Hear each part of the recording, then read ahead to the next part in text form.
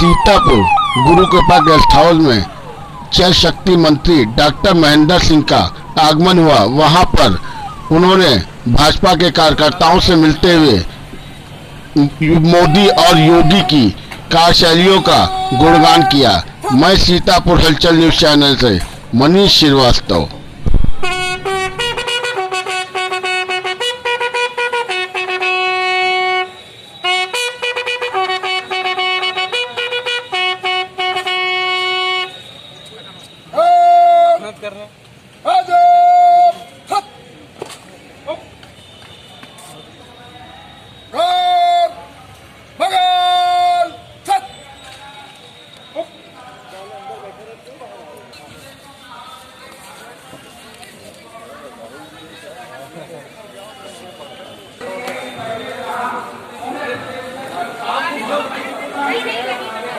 लेकिन आपके मुझे सुनिए कुछ भाई साहब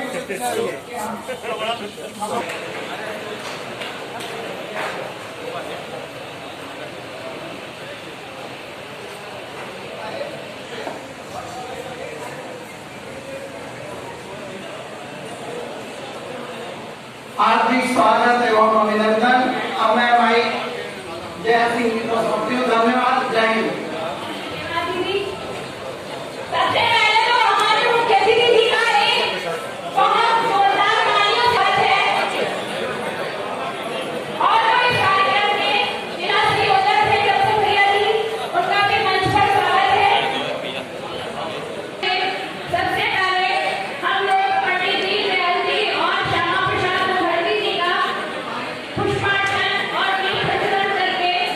भैया उधर से सब उधर से सामने से हटिए भैया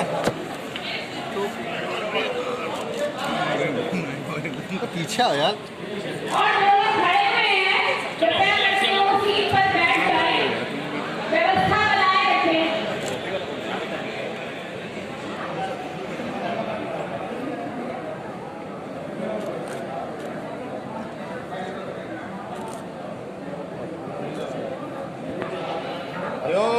स्वस्ति न इंद्रो वृधस्वा स्वस्ति न भोगा विषमेधा स्वस्ति न दारिष्टो अरिष्टनेमि स्वस्ति न बृहस्पतिर्दधातु यद् वृष्टिमादरा शुभं यावानो वेद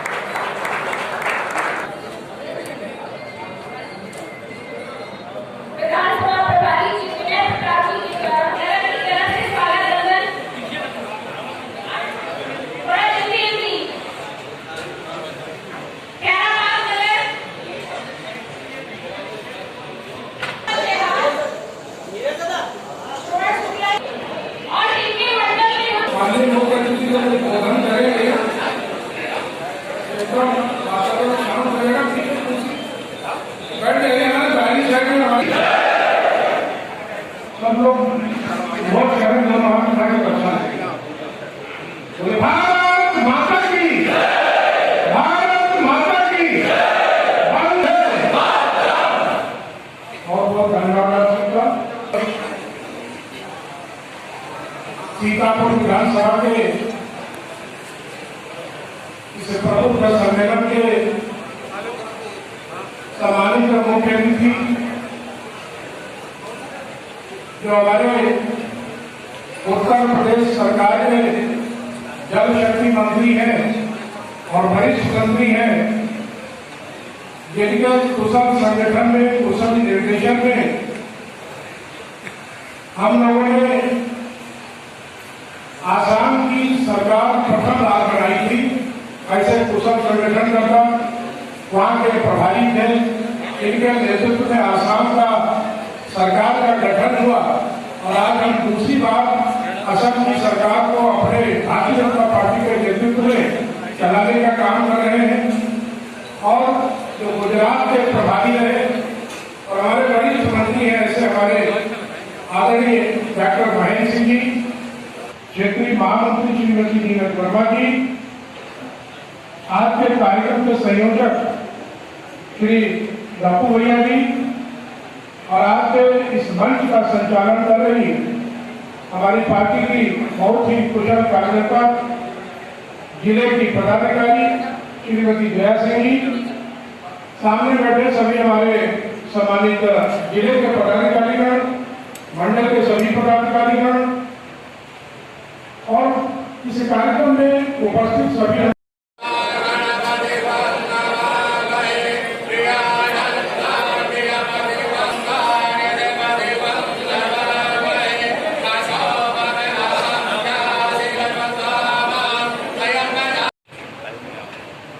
मेरे लिए बहुत ही सौभाग्य का विषय है कि मैं सीतापुर की पवित्र भूमि पर खड़ा हूं और बार बार कभी लगता है कि वैसे तो मैं बरसों से सीतापुर आता हूं, लेकिन जितनी बार सीतापुर की तरफ देखता हूं, एक नई ऊर्जा, एक नई उमंग, एक नया उत्साह, एक नया भाव हर कार्यकर्ता के मुखारबिंद पर दिखाई पड़ता है और ऐसा भाव बहुत कम जिलों में मिलता है। मैं समझता हूं कि मैं भाग्यशाली हूं कि मुझको सीतापुर के प्रबुद्ध वर्ग सम्मेलन में आने का मौका मिला। आज के इस प्रबुद्ध वर्ग सम्मेलन में हमारे बहुत ही लोकप्रिय सांसद, जिनको देखने में तो आप लोग समझ सकते हैं कि छत्रपति शिवाजी टाइप के छोटे दिखते हैं, लेकिन देखने में छोटे लगते घाव कर गंभीर, ऊर्जा से लबरेज रहते हैं। हर भाव और भंगिमा के साथ सीतापुर का विकास कैसे हो इसके लिए सदैव तत्पर रहते हैं।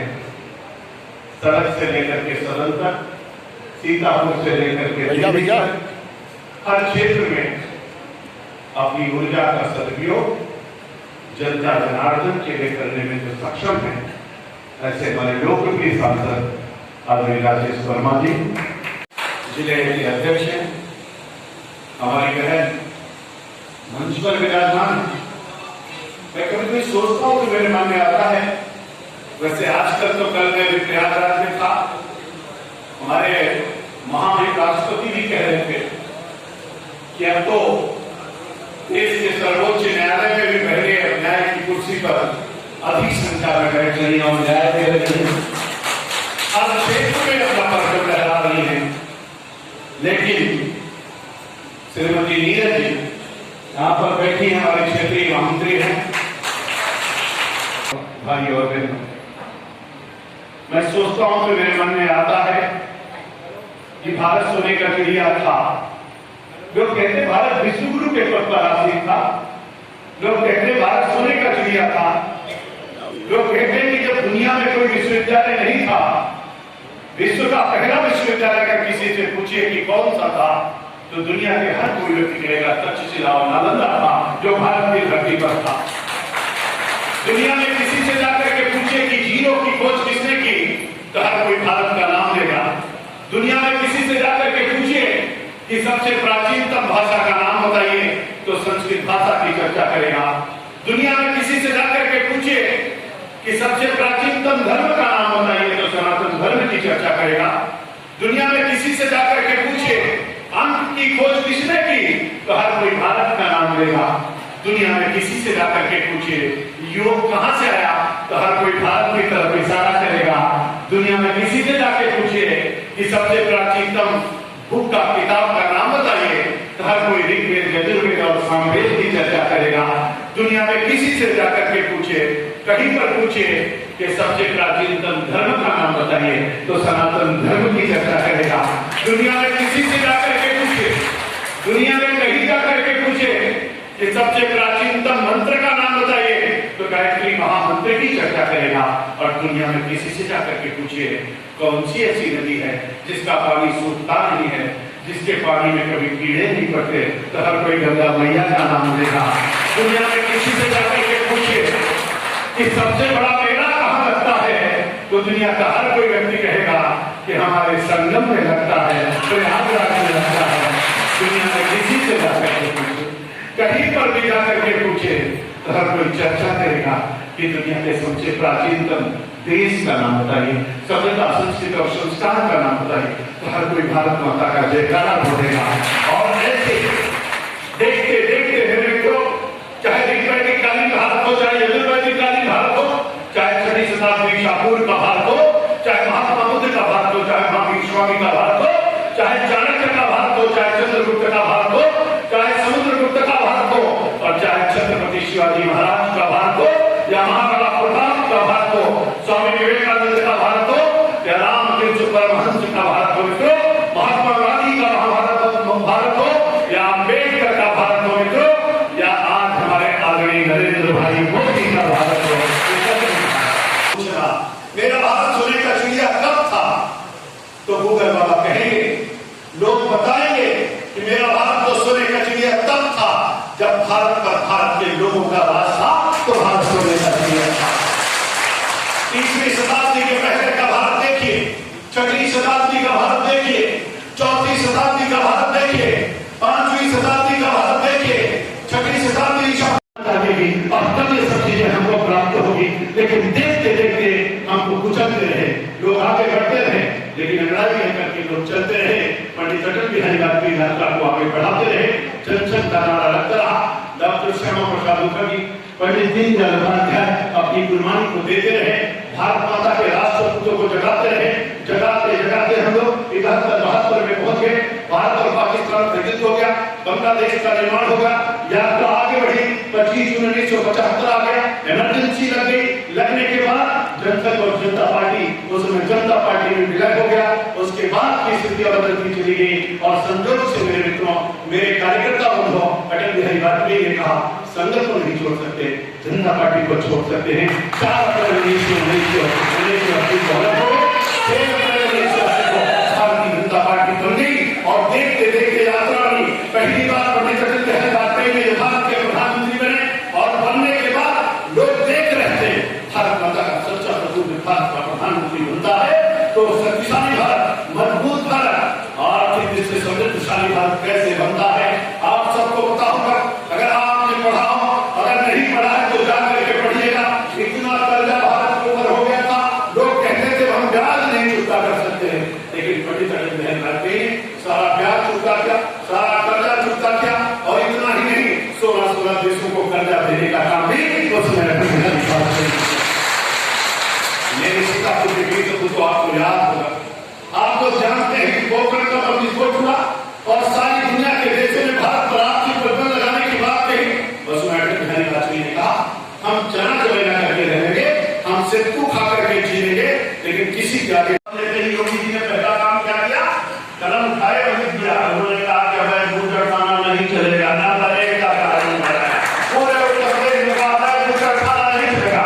दूसरा कानून क्या बनाया, आपको याद नहीं होगा, जरा पढ़ते रहिए, लिखते रहिए, देखते रहिए, समझाते रहिए, समझते रहिए, समझ में आ जाएगा।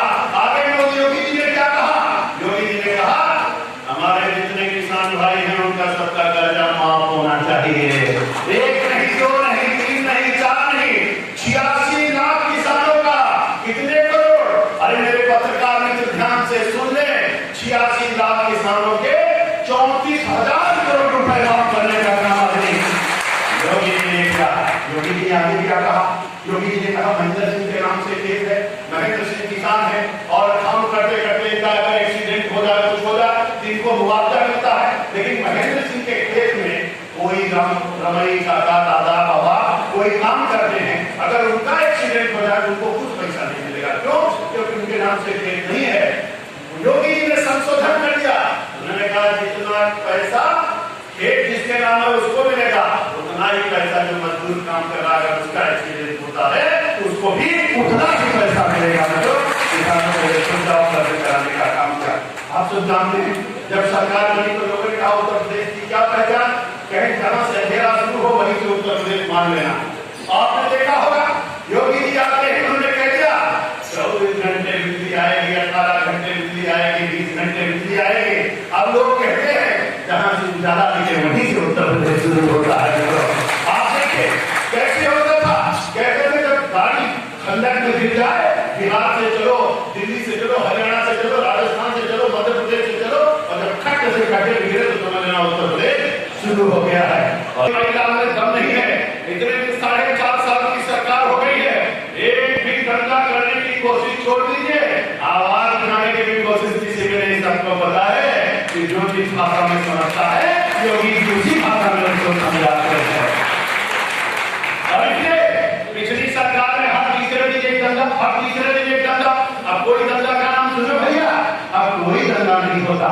और छोड़ दीजिए, रोड पे चलिए तो सही बात है, अपनी गाड़ी लेके भागता था क्योंकि माफिया 20-20 असला लेके और रेड स्कॉर्पियो चल रही, सफारी चल रही, आगे चल रही, पीछे चल रही, अगर चल रही, बगल चल रही, आपको एक तो नहीं दिखते, पता नहीं कहां चले गए। आपको मोदी जी का बुलडोजर दिख रहा है, मोदी जी का, अब मोदी जी के बुलडोजर का कमाल देखो, इधर से उधर तक धमाल देखो, अवैध संपत्ति का धराशायी होते हुए देखो। और योगी ने कह दिया है अभी कितनी जब्त की गई, कितनी की जब्त की गई, राष्ट्रीय अध्यक्ष ने बताया था, आपने सुना होगा 1454 करोड़, बहुत बड़ा रुपया होता है, संपत्ति जब्त हो गई है।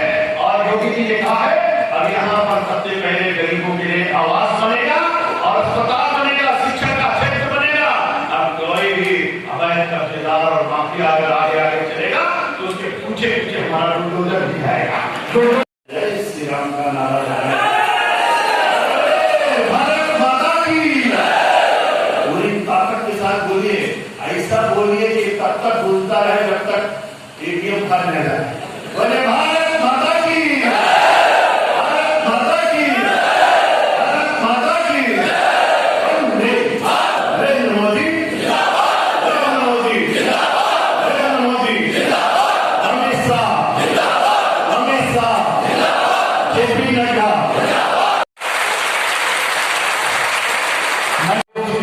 जिले के संयोजक श्री रामेश्वर प्रसाद गप्पू भैया जी और मंच पर विराजमान इस विधानसभा के यशस्वी आयोजित सीतापुर विधानसभा के आज के इस प्रबुद्ध वर्ग सम्मेलन में सम्मिलित होने के लिए मैं आया था।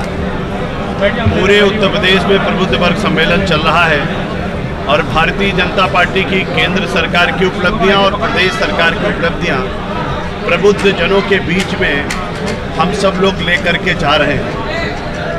पूरा उत्तर प्रदेश और पूरा देश इस बात को जानता है कि आदरणीय मोदी जी के नेतृत्व में भारत का चतुर्दिक विकास हो रहा है और आदरणीय योगी जी के नेतृत्व में उत्तर प्रदेश का चतुर्दिक विकास हो रहा है। उत्तर प्रदेश में कानून का राज्य स्थापित हुआ है, उत्तर प्रदेश का मान सम्मान और स्वाभिमान वापस लौटा है और हर वर्ग का जो सबका साथ सबका विकास और सबके विश्वास का नारा आदरणीय प्रधानमंत्री जी ने दिया है, उसको लेकर के आदरणीय मुख्यमंत्री योगी आदित्यनाथ जी ने जो काम किया है उसका कई बार उत्तर प्रदेश की जनता जनार्दन ने उसका प्रमाण पत्र भी दिया है। 2014 का इलेक्शन, 2017 का इलेक्शन, 2019 का इलेक्शन, उपचुनाव और उसके बाद पंचायत चुनाव, सब में भारतीय जनता पार्टी की भारी जीत हुई है। भारतीय जनता पार्टी के सभी कार्यकर्ता मिलकर के बूथों का रचना कर रहे हैं, बूथ विजय अभियान भी चल रहा है। भारतीय जनता पार्टी संगठन और सरकार दोनों मिलकर के जिस तरीके का काम कर रहे हैं और जनता का जो समर्थन मिल रहा है, इसके आधार पर मैं ये बात कह सकता हूँ कि 2022 के चुनाव में 350 के पार भारतीय जनता पार्टी सीटें जीतेगी और फिर से योगी आदित्यनाथ जी उत्तर प्रदेश के मुख्यमंत्री बनेंगे, भारतीय जनता पार्टी की सरकार बनेगी। पहली बार आज़ाद भारत में और उत्तर प्रदेश में योगी आदित्यनाथ जी के नेतृत्व में जो पैसा अप्रैल और मई में मिलता था जनवरी में दिया गया, इतनी भारी वर्षा होने के बावजूद भी हमारा उत्तर प्रदेश पूरी तरीके से सुरक्षित रहा। जहाँ कहीं कोई ज़रूरत होगी उस पर हम लोग काम करेंगे। राहत सामग्री में पहली बार इतना भरपूर तरीके का वितरण किया गया। हम सब लोग, हमारे जनप्रतिनिधि, हमारे सांसद, विधायक, हम लोगों ने मिलकर के मानसून से पहले काम कराया। ड्रेजिंग का काम हुआ, इस्पर का काम हुआ, तटबंध का काम हुआ, और इन सब चीज़ों के कारण से हमारा सीतापुर और पूरा उत्तर प्रदेश सुरक्षित है। तो हम दिखवा लेंगे, आप बता देना, हम दिखवा देंगे। और शहर में जो सराय नदी है, जो जल स्राव के कारण से बहुत वाटर लेवल भी कम होता जा रहा है, इसको लेकर क्या कहना चाहिए? आदरणीय, हमारे उत्तर प्रदेश में कई नदियों का हम लोग जीर्णोद्धार किए हैं और बाकायदे हम लोगों ने तय किया कि ऐसी नदियों को हम जीवंत करें। तो जनता का समर्थन और सरकार दोनों लोग मिल करके हम नदियों का जीर्णोद्धार कराने का काम कर रहे हैं। रेन वाटर हार्वेस्टिंग सिस्टम के माध्यम से जल संचयन के क्षेत्र में भी बहुत बड़ा काम हो रहा है। अटल भूजल योजना में उस पर भी काम चल रहा है।